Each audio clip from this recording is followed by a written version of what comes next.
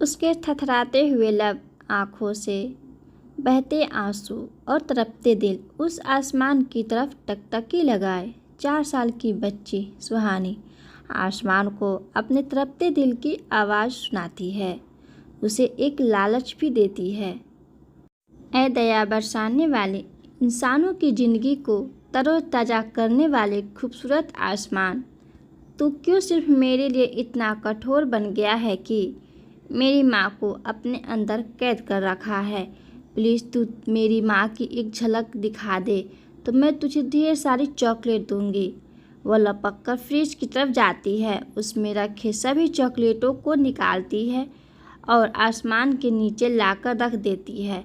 अपने दोनों हाथों को फैलाकर कहती है, ये ले मेरी सभी चॉकलेट और मेरी माँ की एक झलक दिखा दे। उसके चॉकलेट देने के बावजूद भी जब माँ पर नज़र नहीं पड़ती है तब वह माँ माँ कहकर चिल्लाती है और तड़पते दिल से कहती है, माँ अब तो तू अपनी एक झलक दिखा ही दे। मैंने तो अपनी सारी चॉकलेट दे दी, लेकिन वह संगदिल आसमान मेरी ममता पर आंसू तो क्या रहम तक नहीं बरसाना चाहता। तू तो माँ है और माँ तो कठोर दिल नहीं होती, फिर तू क्यों मुझे अपनी एक झलक से दूर रखी हुई हो। कशिश भरे लहजे में वह आगे बोल पड़ती है, मैंने माँ भी देखी है और उसकी ममता भी।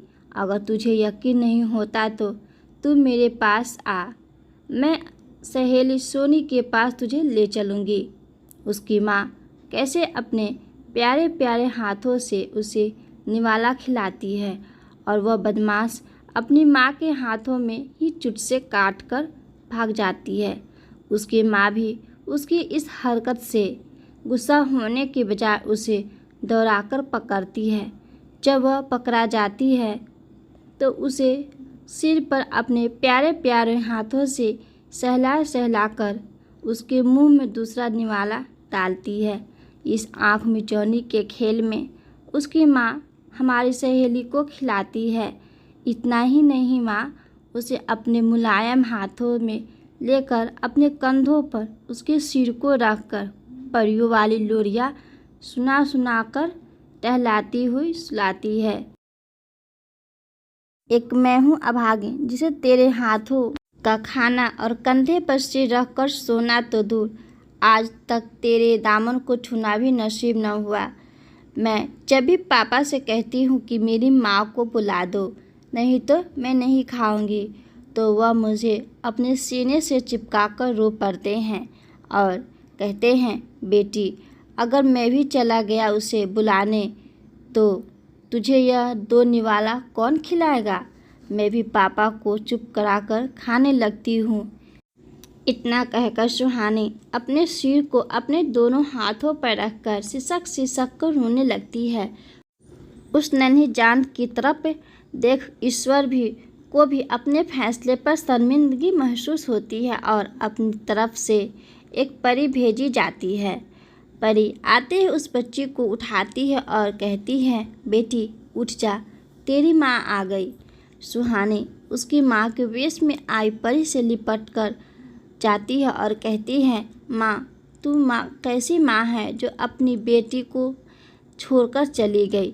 क्या तुझे अपनी बेटी से प्यार नहीं, या तेरी बेटी अपनी माँ के प्यार के लायक नहीं। परी उसे अपने सीने से सटाकर रो पड़ती है और कहती है, कौन ऐसी अभागिन माँ होगी जो अपने बच्चे से प्यार नहीं करेगी। मेरी बच्ची, किसी माँ को अपने बच्चे पर ममता बांटने का ढेर सारा वक्त होता है तो किसी के पास नहीं। मैं आसमान में इसलिए रहती हूँ कि वह ज़मीन से बड़ा है, वहाँ ज़्यादा से ज़्यादा काम मिलता है और उस काम के एवज में मुझे ढेर सारे रुपए मिलते हैं।